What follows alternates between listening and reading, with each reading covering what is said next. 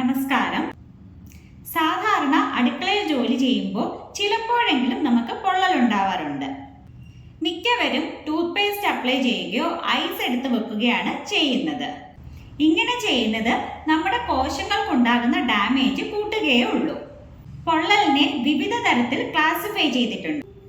അതിൽ first degree burns, അതായത് കുറഞ്ഞ അളവിൽ ഉണ്ടാകുന്ന പൊള്ളലുകൾക്ക് നമുക്ക് വീട്ടിൽ തന്നെ ചെയ്യാൻ പറ്റുന്ന കുറച്ച് റെമഡീസ് ആണ് ഇന്ന് പറയുന്നത്. ഞാൻ doctor Sreelakshmi BS, chief medical officer, Sreehari Ayurveda clinic and Panchakarma centre, Pallimukku, Odanavattam.